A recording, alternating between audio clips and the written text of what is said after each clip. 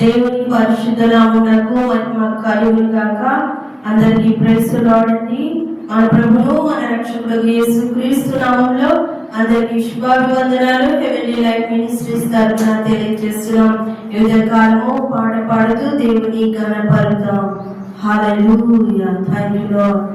నా పేరే తెలియని ప్రజలు ఎందరు ఉన్నారు, నా ప్రేమను వారికి ప్రకటింప కొందరే ఉన్నారు. నా పేరే తెలియని ప్రజలు ఎందరు ఉన్నారు, నా ప్రేమను వారికి ప్రకటింప కొందరే ఉన్నారు. ఎవరైనా మీలో ఒకరైనా, ఎవరైనా మీలో ఒకరైనా వెళతారా, నా ప్రేమను చెబుతారా, వెళతారా, నా ప్రేమను చెబుతారా. నా పేరే తెలియని ప్రజలు ఎందరు ఉన్నారు, నా ప్రేమను వారికి ప్రకటింప కొందరే ఉన్నారు. రక్షణ పొందని ప్రజలు లక్షల కొలదిగా ఉన్నారు. మారుమూల గ్రామములో ఊరి వెలుపట వీధులలో ఎవరైనా మీలో ఒకరైనా, ఎవరైనా మీలో ఒకరైనా వెళతారా, నా ప్రేమను చెబుతారా, ఎళతారా, నా ప్రేమను చెబుతారా. నా పేరే తెలియని ప్రజలు ఎందరు ఉన్నారు, నా ప్రేమను వారికి ప్రకటింప కొందరే ఉన్నారు. హల్లెలూయా. ఈ కాల సమయంలో దేవుడు మనకిచ్చే వాగ్దానాన్ని మనం ఒప్పించామండి. హల్లెలూయా. దేవుని నామము మహిమపరచబడును గాక. మరి దేవుడు మనకు నూతన దినములోకి మనందరినీ సజీవులుగా తోడుకొచ్చి ఉండగా, మరి ఇదే కాలము హెవెన్లీ లైఫ్ మినిస్ట్రీస్ పక్షముగా మీ అందరికీ శుభములు తెలియజేస్తూ ఉన్నాను. దేవుడు మనకు అనుగ్రహించిన వాక్యము వాగ్దానము 1 పేతురు 5:7 ఆమేన్. ఏమని రాయబడి ఉంది? చాలా ప్రాముఖ్యమైన మాట పేతురు భక్తుడు రాస్తూ ఉన్నాడు. ఆయన మిమ్మల్ని గురించి చింతించుచున్నాడు గనుక మీ చింత యావత్తు ఆయన మీద వేయుడి. ఆమేన్. ఈ మాట మన ఆత్మీయ జీవితానికి, మన వ్యక్తిగత పరిస్థితులకు చాలా అవసరమై ఉన్నది. మీరు గమనించండి, వాస్తవంగా ఎవరు చింతిస్తూ ఉంటారు, దేనికోసము చింతిస్తూ ఉంటారు, దేని నిమిత్తము చింతిస్తూ ఉంటారు. చింత అనేది మానవునిలో ఒక భాగం అయిపోయింది. హల్లెలూయా. చాలా మంది ఎవరు విశ్వాసులు కావచ్చు, క్రైస్తవులు కావచ్చు, ప్రతి దానికి చింతపడుతూ ఉంటారు, చింతిస్తూ ఉంటారు. హల్లెలూయా. అంటే మనము ఉన్నదాన్ని బట్టి సంతోషించక, ఉన్నదాన్ని బట్టి ఆనందించక, లేని వాటిని బట్టి, పొందుకోలేని దాన్ని బట్టి మనము చింతించుతూ ఉంటాము. మనము ఇప్పుడు చదివిన వాక్యం ఇంగ్లీష్ లో ట్రాన్స్లేట్ మనం చూస్తే 2-3 ట్రాన్స్లేషన్ చూస్తే, ఒక ట్రాన్స్లేషన్ లో ఈ విధంగా రాయబడింది. యాంగ్జైటీ అన్నాడు, చింతించుచున్నావు అన్న దగ్గర, మీరు చింతపడకు అన్న మాట దగ్గర యాంగ్జైటీ అనే వర్డ్ ని యూజ్ చేశారు. మనము దాన్ని తెలుగులోకి అనువదిస్తే అది ఆందోళనగా మనకి కనపడుతుంది. హల్లెలూయా. యాంగ్జైటీ పడుతూ ఉంటారు, అంటే ఆందోళన చెందుతుంటారు. ఇప్పుడు ఏం జరుగుతుంది, ఇప్పుడు మనము ఎలాగ చేసుకోవాలి, ఎలాగా ఇది జరిగించబడుతుంది, రేపటి పరిస్థితి ఏంటి, రేపు నా పరిస్థితి ఎలా ఉండబోతుంది అని ప్రతి దాని గురించి ఆందోళన చెందుతుంటారు. ఆందోళన ఎందుకు వస్తుంది? ఆలోచించటం వల్ల వస్తుంది, మనము ఊహించటం వల్ల వస్తుంది, దాని గురించి తలంచడం వల్ల వస్తుంది. హల్లెలూయా. ఇక్కడ రాయబడిన మాట మనం గమనిస్తే, మీ చింత యావత్తు నా మీద వేయుడి. హల్లెలూయా. ఎందుకు? నేను కూడా మీ గురించి చింతిస్తున్నాను. హల్లెలూయా. అంటే ఆయన కూడా యాంగ్జైటీ కలిగి ఉన్నాడా? మనం యాంగ్జైటీ కలిగి ఉన్నాము, రాయబడింది ఇంగ్లీష్ లో. కానీ ఆయన ఏమన్నాడంటే ఇంగ్లీష్ లో అక్కడ మన గురించి యాంగ్జైటీ అన్నాడు, మానవుల గురించి. కానీ ఇంగ్లీష్ లో ఆయన గురించి రాయబడిన మాట ఏంటంటే కేర్స్ అబౌట్ యూ అన్నాడు. హల్లెలూయా. అంటే మీ గురించి ఆయన ఏమంటారు, చాలా భద్రత, మీకు కావాల్సిన క్షేమము, మీకు కావాల్సిన కాపుదల గురించి ఆయన ఆలోచిస్తున్నాడు అని అర్థాన్నించే విధంగా రాస్తున్నాడు. అంటే మనమేమో చింతించుచున్నాము అనే దానిని ఏమి సంబోధించారు, ఏమి చూపిస్తున్నారు అంటే ఆందోళన చెందుతున్నాము. కానీ ఆయన చింతించుచున్నాడు అందరూ ఏమన్నారు, ఈ కేర్స్ అబౌట్ యు అన్నాడు. హల్లెలూయా. అంటే నువ్వు చింతించే విధానం వేరు, ఆయన చింతించే విధానం వేరు. మనం అనుకోవచ్చు రెండు ఒకటే అర్థాన్ని ఇస్తాయి కదా, రెండు ఒకటే భావాన్ని ఇస్తున్నాయి కదా అని మనం అనుకోవచ్చు. కానీ ఆ భావంలో దేవుని ఉద్దేశమును గమనించాలి. మానవుని భావము వేరు, దేవుని భావము వేరు. హల్లెలూయా. నా భావము లోకపరమైన వాటి కొరకు, లోకపరమైన ఏమంటారు అవసరతల కొరకు, లోకపరమైన వస్తువుల కొరకు, లోకపరమైన పరిస్థితుల కొరకు నేను చింతిస్తున్నాను. ఆయన చింతించుచున్నది దేని కొరకు?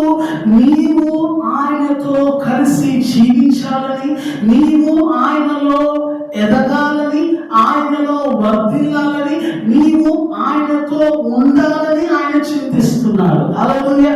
నీ చింతకు ఆయన చింతకు వ్యత్యాసం ఉంది. హల్లెలూయా. నేను చింతించడానికి, ఆయన చింతించడానికి ఆకాశానికి భూమికి ఉన్నంత వ్యత్యాసం ఉంది. నేను చింతిస్తున్నానంటే నేను ఆందోళన పడుతున్నాను, ఆయన చింతిస్తున్నాడంటే నా గురించి ఆయన క్షేమంగా ఉండాలని కోరుకుంటున్నాడు. హల్లెలూయా.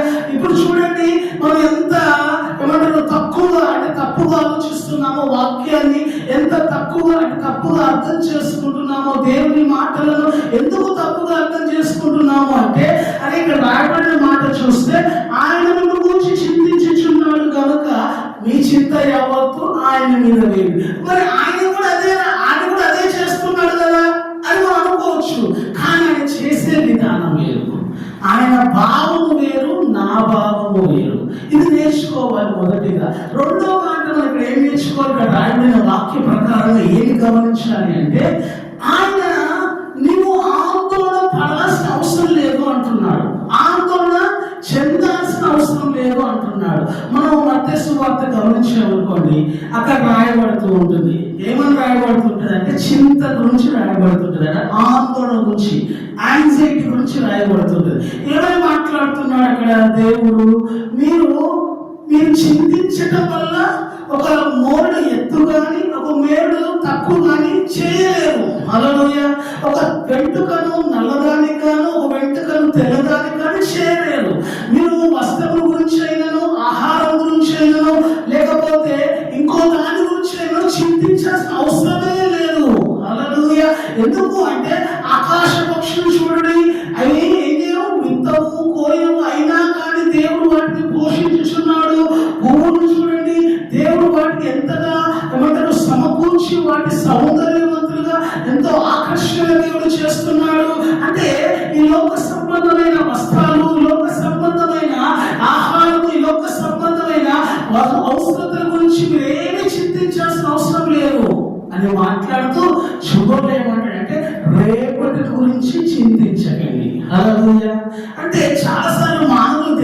చింతిస్తారంటే రాత్రి నిద్రపోతున్నప్పుడు. ఎప్పుడు చెప్పండి?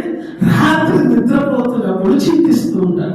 అబ్బా రేపు నేను ఏం చేయాలి, రేపు మరి వాళ్ళకి ఎలా జవాబు చెప్పాలి, ఎలాగ వాడిని ఎదుర్కోవాలి, ఎలాగ నేను దాన్ని అధిగమించాలి అని చింతిస్తూ ఉంటారు. అంటే రాత్రి వేళనే మనకి ఎక్కువ చింత ఉంటుంది. ఉదయకాలం లేచినప్పటి నుంచి సాయంత్రం వరకు అంత ఉండదు. ఎందుకంటే ఏదో ఒక పని చేసుకుంటాము, ఏదో ఒక పని పాటలో మనం ఉండిపోతూ ఉంటాం. కానీ రాత్రి వేళ నిద్రపోయేటప్పుడు మరి ఏమవుతుంది చెప్పండి? చింత మనల్ని వేధిస్తూ ఉంటుంది. అందుకని రాత్రి వేళ సమయంలో ప్రభు మాట్లాడుతున్నాడు, రాత్రి వేళ మీరందరూ ఏం చేయాలి? చింతించాల్సిన అవసరం లేదు. ఎందుకు? నేను మీరు చింతించుచున్నాను అంటున్నాడు. మనం చాలాసార్లు ఈ సత్యాన్ని గ్రహించలేము. రాత్రి వేళ వాక్యం ఏం సెలవిస్తుంది? కీర్తన గ్రంథంలో వారు నిద్రించుచుండగా, ఏంటంటే వారు నిద్రించుచుండగా ఆయన వారికి అనుగ్రహించుచున్నాడు. నేను నిద్రపోతున్నప్పుడు ఆందోళనతో పడుకున్నాను అనుకోండి, ఆందోళనతో నేను నిద్రపోతున్నాను అనుకోండి, దేవుడు నాకు ఏమీ చేయలేడు. అదే నేను ఆయన మీద విశ్వాసంతో, ఆయన మీద నమ్మకంతో, ఆయన మీద నిరీక్షణతో నేను నిద్రపోతున్నాను అనుకోండి, ఈ వాక్యము నా జీవితంలో నెరవేర్చబడుతుంది. ఏ వాక్యం నెరవేర్చబడుతుంది? వారు నిద్రించుచుండగా ఆయన వారికి అనుగ్రహించుచున్నాడు. ఈ ఉదయకాలము దేవుడు మాట్లాడుతున్నాడు. నేను నీ కుటుంబం గురించి చింతిస్తున్నావు, నీ ఉద్యోగం కొరకు చింతిస్తున్నావు, నీ వ్యాపారం కొరకు చింతిస్తున్నావు, నీ భార్య ఆరోగ్యం కొరకు, నీ భర్త ఆరోగ్యం కొరకు, నీ పిల్లల చదువుల కొరకు, పిల్లల వివాహాల కొరకు, పిల్లలకు కావాల్సిన వాటి కొరకు నువ్వు చింతిస్తున్నావు. కానీ నువ్వు చింతించాల్సినవన్నీ ఇవి కాదు. నువ్వు చింతించాల్సినది నీ ఆత్మీయ జీవితము భద్రము చేయబడాలని. నీ ఆత్మీయ జీవితము దేవునితో అనుసంబంధమై ఉండాలని, దేవునితో అది కలిసిపోయి ఉండాలని, ఏకమై ఉండాలని నువ్వేం చేయాలి? చింతిస్తూ ఉండాలి. ఎల్లప్పుడూ ఆయనతో మాట్లాడుతుండాలి, ఎల్లప్పుడూ ఆయన సన్నిధి నా చుట్టూ ఉండాలి, ఎల్లప్పుడూ నేను ఆయనను అనుభవిస్తూ ఉండాలి అనే చింత నీలో ఉండాలి. కానీ ఈ లోకంలో వ్యర్థమైపోయినాయి, ఈ లోకంలో నిష్ప్రయోజనం అయిపోయింది, ఈ లోకంలో ఎందుకు ఉపయోగపడని వాటి కొరకు చింతిస్తున్నాము మనం. కాబట్టి ఈ లోకంలో ఉన్న వాటన్నింటినీ పక్కన పెట్టేసి ఆత్మ సంబంధమైన వాటిని మనం ఏం చేయాలి? వాటి కొరకు మన ఆలోచనలు మనం కలిగి ఉండాలి. రాత్రి వేళ నిద్రపోతున్నప్పుడు దేవుడు నాతో మాట్లాడితే బాగుండు, దేవుడు నన్ను దర్శిస్తే బాగుండు, దేవుడు నన్ను బలపరిస్తే బాగుండు, దేవుడు నన్ను తన ఆత్మను నాకు అనుగ్రహిస్తే బాగుండు అని రాత్రి వేళ చింతించకుండా ఆయన మీద ఏకాగ్రతతో, ఆయన మీద మనస్సు పెట్టి నువ్వు నిద్రిస్తున్నప్పుడు దేవుడు వాటన్నిటినీ అనుగ్రహిస్తాడు. దేవుడు మనతో మాట్లాడుతున్న మాట, రేపటి గురించి చింతించుకోండి, రేపటి గురించి ఏమాత్రమో ఆందోళన పడకండి, వాటి సంబంధించినవి అవి చూసుకుంటాయని మాట్లాడుతున్నాడు. దేవుడి మాటలు దీవించును గాక. ప్రార్థన చేద్దాం. పరిశుద్ధుడా మా ప్రియ పరలోకపు తండ్రి, నువ్వు మాట్లాడిన మాటలు బట్టి, నువ్వు మాట్లాడిన జీవులు బట్టి నీకు వందనాలు. అవును ప్రభువా, మేమందరం ఈ లోకంలో ఏదో ఒక సందర్భంలో, ఏదో ఒక సమయంలో చింతిస్తూనే ఉంటాము. కానీ మాకు చింత అది ఆందోళనగా కనపడుతుంది. కానీ నీవు మా గురించి చింత కలిగి ఉన్నావు. ఆ చింత అది కేర్గా కనబడుతుంది, క్షేమంతో, భద్రతతో, అది ఎంతో ప్రొటెక్షన్తో కనబడుతుంది. నువ్వు చింతించటము, నేను చింతించటము చాలా వ్యత్యాసం ఉంది అంటున్నాం. అది ఎంతో తండ్రి, చాలా తండ్రి రెండు విధానాలు వేరుగా ఉన్నాయని మాట్లాడుతున్నాం. దాన్ని గ్రహించిన వారమై మేమందరము ప్రభా నీ మీద ఆధారపడుతూ, నీ మీద ఆనుకుంటూ, నువ్వు చేయగల సమర్థుడు అని, నువ్వు మాత్రమే మా జీవితాల్లో చేస్తావని నమ్మి నీ అందు విశ్వాసం కలిగి జీవించే కృప మాకు దయచేయమని యేసు నామములో అడుగుచున్నాం మా ప్రియ తండ్రి. ఆమేన్. అందరికీ ప్రైజ్ ది లార్డ్. ప్రతి ఒక్కరు పాస్టర్ సోలమన్ రాజు యూట్యూబ్ ఛానల్ని సబ్స్క్రైబ్ చేయండి, లైక్ చేయండి, షేర్ చేయండి. దేవుడు అందరినీ దీవించును గాక. ఆమేన్.